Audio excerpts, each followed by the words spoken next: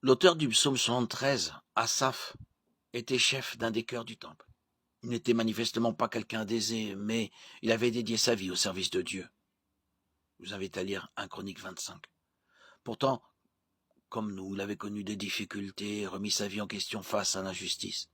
Il avait vu les gens mauvais autour de lui suivre leur propre voie et jouir de tous les plaisirs et richesses du monde en amassant des trésors. Alors il s'est plaint. Rien ne les tourmente jusqu'à leur mort, et leur corps prend de l'embonpoint.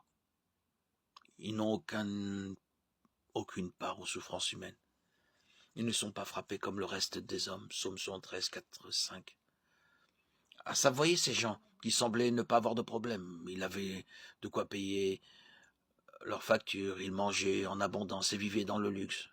Tandis que le pauvre Asaph se démenait pour diriger son cœur en s'efforçant de vivre une vie qui plaise à Dieu.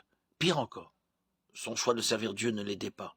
Alors, il a commencé à envier ces gens et même à se demander pourquoi Dieu permettait cela.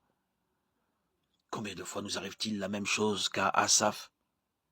Nous consacrons nos vies au service de Dieu, puis nous voyons les méchants et les impies qui nous entourent obtenir de nouveaux biens, de belles maisons, des promotions et de beaux habits, alors que notre propre budget est serré. La réponse est dans la suite du psaume 73. Asaph a continué à envier ces méchants jusqu'à ce qu'ils prennent conscience d'une chose très importante.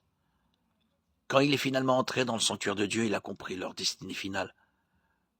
Quand j'ai réfléchi pour comprendre cela, la difficulté a été grande à mes yeux jusqu'au moment où je suis entré dans les sanctuaires de Dieu et où j'ai prêté attention au sort final des méchants.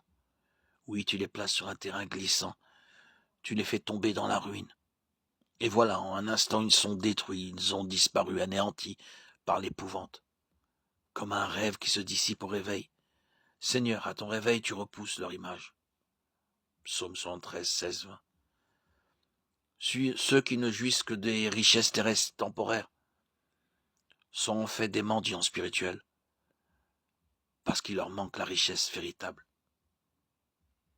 la vie éternelle.